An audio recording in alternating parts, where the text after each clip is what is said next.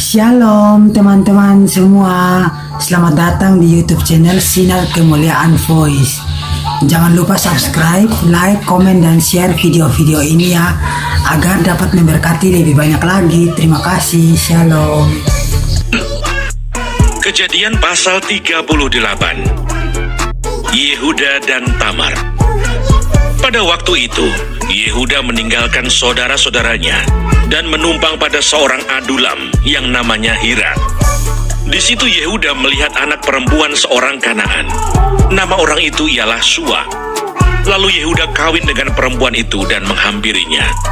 Perempuan itu mengandung, lalu melahirkan seorang anak laki-laki dan menamai anak itu Sesudah itu perempuan itu mengandung lagi, lalu melahirkan seorang anak laki-laki dan menamai anak itu Onan. Kemudian perempuan itu melahirkan seorang anak laki-laki sekali lagi dan menamai anak itu Shela. Yehuda sedang berada di Kesib ketika anak itu dilahirkan. Sesudah itu Yehuda mengambil bagi anak sulungnya seorang istri yang bernama Tamar. Tetapi anak sulung Yehuda itu adalah jahat di mata Tuhan, maka Tuhan membunuh dia. Lalu berkatalah Yehuda kepada Onan, "Hampirilah istri kakakmu itu, kawinlah dengan dia sebagai ganti kakakmu, dan bangkitkanlah keturunan bagi kakakmu."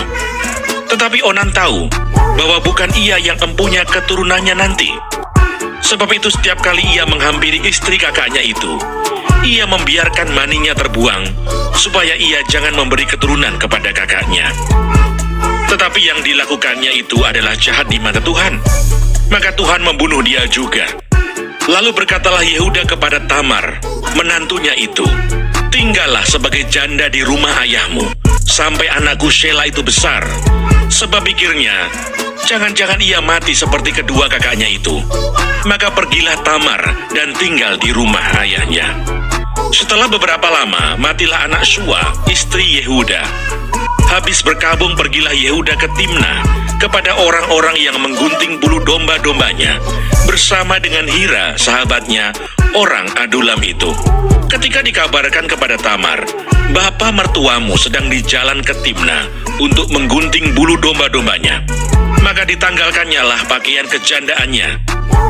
Ia bertelekung dan berselubung, lalu pergi duduk di pintu masuk ke Enaim yang di jalan ke Timna, karena dilihatnya bahwa Shela telah menjadi besar, dan dia tidak diberikan juga kepada Shela itu untuk menjadi istrinya. Ketika Yehuda melihat dia, disangkanyalah dia seorang perempuan sundal, karena ia menutupi mukanya. Lalu berpalinglah Yehuda mendapatkan perempuan yang di pinggir jalan itu serta berkata, "Marilah, aku mau menghampiri engkau." Sebab ia tidak tahu bahwa perempuan itu menantunya.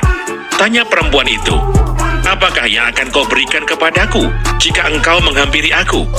Jawabnya, "Aku akan mengirimkan kepadamu seekor anak kambing dari kambing dombaku." Kata perempuan itu, "Asal engkau memberikan tanggungannya sampai engkau mengirimkannya kepadaku." Tanyanya, "Apakah tanggungan yang harus kuberikan kepadamu?" Jawab perempuan itu, "Cap materaimu, serta kalungmu, dan tongkat yang ada di tanganmu itu." Lalu diberikannya lah semuanya itu kepadanya, maka ia menghampirinya. Perempuan itu mengandung daripadanya. Bangunlah perempuan itu, lalu pergi, ditanggalkannya telekungnya, dan dikenakannya pula pakaian kejandaannya. Adapun Yehuda, ia mengirimkan anak kambing itu dengan perantaraan sahabatnya, orang adulam itu, untuk mengambil kembali tanggungannya dari tangan perempuan itu. Tetapi perempuan itu tidak dijumpainya lagi.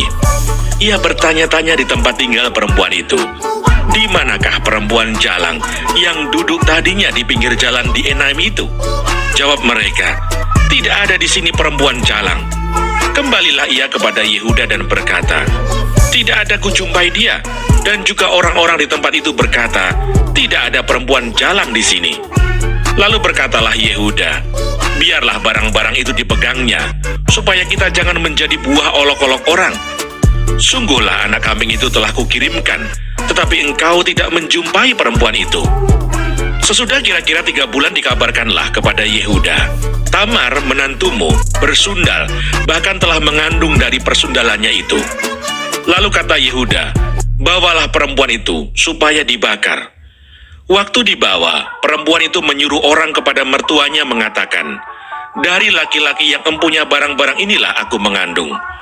Juga dikatakannya, periksalah siapa yang empunya cap meterai serta kalung dan tongkat ini. Yehuda memeriksa barang-barang itu lalu berkata, bukan aku, tetapi perempuan itulah yang benar, karena memang aku tidak memberikan dia kepada Shelah anakku, dan ia tidak bersetubuh lagi dengan perempuan itu.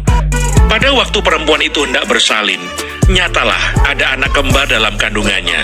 Dan ketika ia bersalin, seorang dari anak itu mengeluarkan tangannya, lalu dipegang oleh bidan, diikatnya dengan benang kirmisi serta berkata, inilah yang lebih dahulu keluar.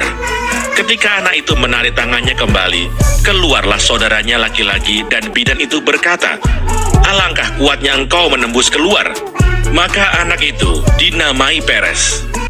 Sesudah itu keluarlah saudaranya laki-laki yang tangannya telah berikat benang kirmisi itu. Lalu kepadanya diberi nama Serah.